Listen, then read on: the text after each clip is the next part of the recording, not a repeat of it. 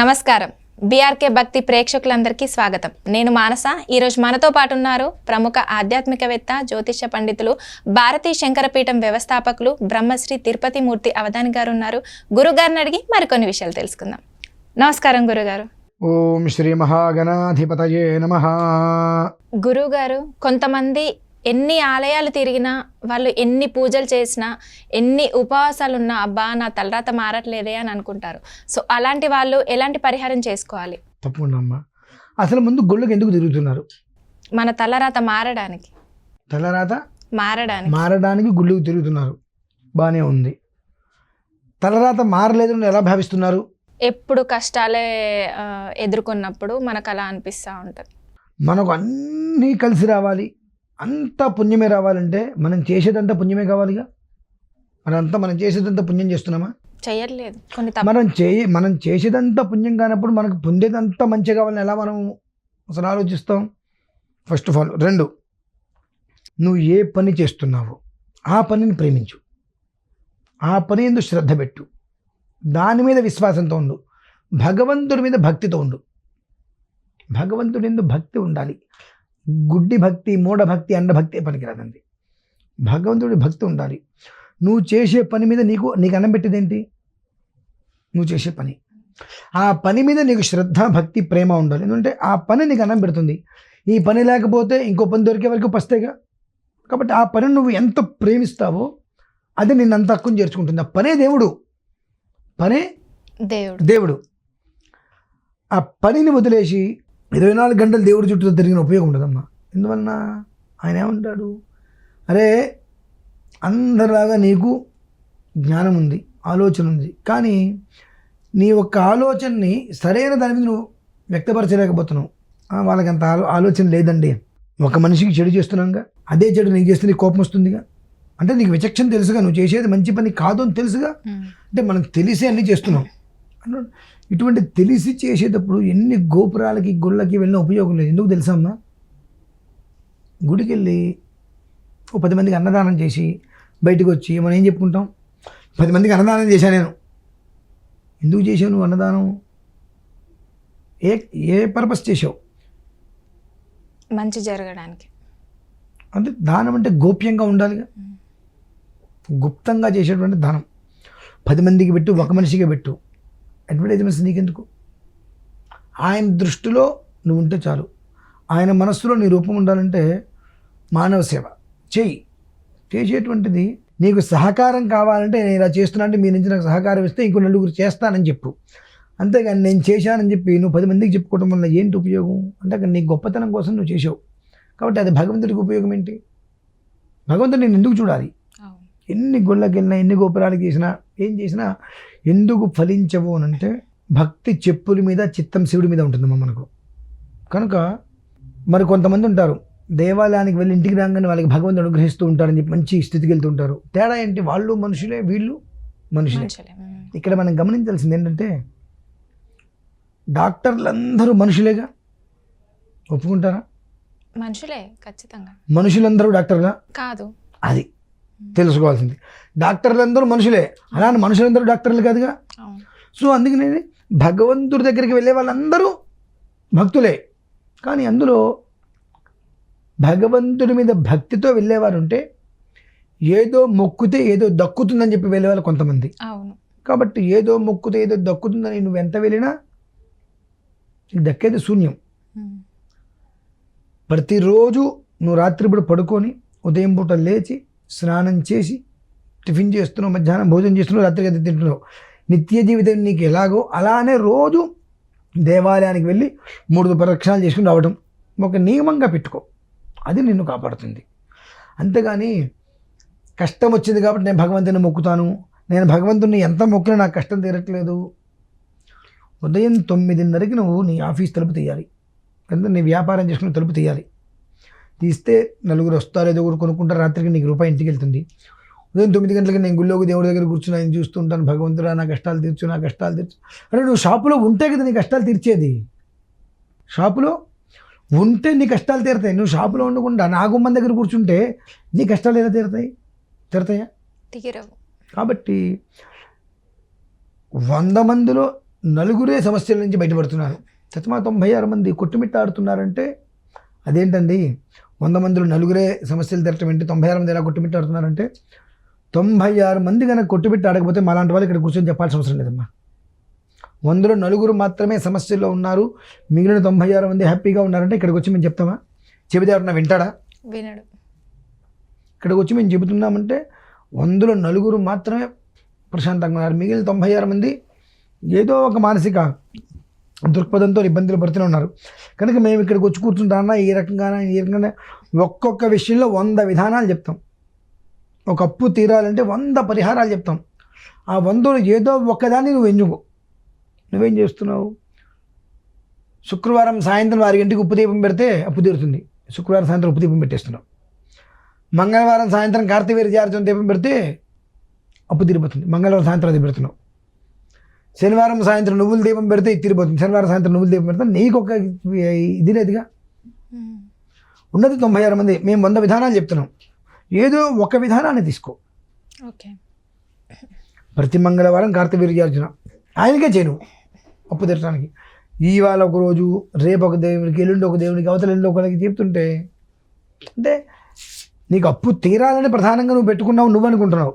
అది అట్లా లేదు, అది ఒక రకమైనటువంటి భయం, మూఢభక్తి. అంటే ఈ దేవుడికి చేసాం ఇవాళ, తెల్లవారుతాను అప్పు తీర్చలే కాబట్టి రేపు ఆ దేవుడికి దీపం పెడతాం. ఎలా చేస్తున్నావు? ఎల్కేజీ అవ్వగానే నీకు ఉద్యోగం వస్తుందమ్మా? రాదు. ఎందుకని? ఎల్కేజీ పూర్తయిందిగా, చదివేగా అది కూడా, మరి ఎప్పుడు వస్తుంది? ఉన్నత చదువులు చదివిన తర్వాత వచ్చినా దిక్కులేదు. ఒక్కోసారి అవును, రోడ్డు మీద పడి తిరగాలి, ఆ ఇంటర్వ్యూ తిరుగుతూ ఉండాలి, అవునా? అటువంటిది ఏదో ఒక పూట నేను దీపం పెట్టేసి నమస్కారం చేసుకుంటున్నా, పైనుంచి ఛాపని మూట కింద పడాలి అనుకుంటే అది ఎంతవరకు కరెక్టు? ఇలాంటి ఆలోచనలు ఉన్నంతకాలము కూడా నిత్య దారిద్ర్యం అనేటువంటిది అనుభవిస్తూనే ఉంటారు. భగవంతుడి యందు భక్తి, అంధభక్తి, మూఢభక్తి వద్దమ్మ. మొక్కుతే దక్కుతుంది అని నువ్వు ఎప్పుడైతే అనుకుంటావో నీ జన్మాంతం నువ్వు ఎన్ని గుళ్ళకి తిరుగు, పైసా ఉపయోగం ఉండదు. నువ్వు ఏ సమయంలో నీ వ్యాపారం దగ్గరకు, నీ జాబుకి వెళ్ళాలో టైం చూసుకో. దాన్ని అనుసరించి భగవంతుడికి ఒక్కసారి అటెండెన్స్ ఎవ్రీడే. మనం ఉదయం పూట చిన్నప్పుడు స్కూల్కి వెళ్ళినప్పుడు అటెండెన్స్ వేస్తారు, ఎస్ఆర్ ప్రజెంట్ సార్ అంటాం. అవును. నీకు 10th కానీ ఇంటర్ కానీ దేనికైనా ఆ అటెండెన్స్ ఎన్నైతే దాని నుంచి నీకు నీకు మార్కులు పడుతున్నాయిగా, పడట్లేదా? పడుతున్నాయి. అదే ప్రధానంగా అంటే ఎన్ని రోజులు కాలేజీ డుమ్మా కొట్టాడు, ఎన్ని రోజులు స్కూల్ డుమ్మా కొట్టాడు, అటెండెన్స్ ఎంత పడింది, దాన్ని బట్టే అతని యొక్క క్రమశిక్షణ ఎలా ఉంది అనేటువంటి విషయం స్కూల్లో చూస్తున్నారు కదా. సో నీ నిత్య జీవితంలో భగవంతుడి దగ్గరికి వెళ్ళి అటెండెన్స్ వేయించుకోవడం మొదలుపెట్టు. నువ్వు వెళ్తే నీకు ఏదో ఇస్తారని కాదు, ఈ ఇచ్చిన జీవితం పాడైపోకుండా ఉండాలి. ఈ ఇచ్చాడుగా, నువ్వు ఇంత పుట్టావుగా, ఇంతగా పుట్టింది, ఇప్పుడు ఇంత అయ్యావుగా, మరి నీకు చదువు ఏదో ఒకటి అయితే ఇచ్చాడుగా, దానికి తగ్గ ఒక పనితో నీకు ఏదో ఇచ్చాడుగా భగవంతుడు. అసలేమీ లేకుండా చేయలేదుగా. నీ పూర్వజన్మ నువ్వు చేసుకున్న కర్మ ప్రారంభం అనుభవిస్తున్నావు. ఆ కర్మ ప్రారంభం తీరే వరకు అనుభవించక తప్పదు. సమయం పట్టచ్చు, సమయం పట్టచ్చు. కానీ నేను గుళ్ళోకి వెళ్ళా కాబట్టి నాకు వెంటనే రాలేదు నువ్వు అనుకుంటే ఉపయోగం లేదు. నిత్యం నీకు భోజనం చేయడం కానీ ఇవన్నీ కూడా నీకు ఎలా జీవితమో అలానే భగవంతుడి దగ్గరికి వెళ్ళి ఒక నమస్కారం, ఒక గంట కొట్ట ఒక నమస్కారం చేసుకుని రావటం. అటెండెన్స్ ఇన్క్లూడింగ్ సండే, ఆదివారం కూడా వెళ్ళి అటెండెన్స్ వేయించుకో. నీ అటెండెన్స్ నువ్వు ఎన్ని వేయిస్తావో అంత పుణ్యం నీకు పెరుగుతుంది. ఆ పుణ్యం పెరుగుతున్న కొద్దీ నీకున్న కర్మ ప్రారంభం తరుగుతూ ఉంటుంది. అది ఏ క్షణాన్ని తరిగిపోవచ్చు. అప్పుడు ఈ పుణ్యం అంతా నేను కాపాడుతుందిగా. అవును. నేను 10 జుట్లు తిరిగాను, నాకు పుణ్యం రాదంటే పొరపాటున కూడా రాదు. ఎందువలన? ఇతర మతస్థులకి మనకు తేడా తెలుసమ్మా? తెలియదు. నాస్తికులకి మనకు తేడా తెలుసా? నాస్తికులు మనకన్నా చాలా గొప్పవాళ్ళు తెలుసా? అదేంటండి గురుగారు నాస్తికులు మనకన్నా గొప్పవాళ్ళు ఏంటంటే, వాళ్ళకు పనున్నా పని లేకపోయినా ఎప్పుడు దేవుణ్ణి తిరుగుతూనే ఉంటారు. అంటే ప్రతిక్షణం దేవుణ్ణి తలుచుకుంటూనే ఉన్నారుగా.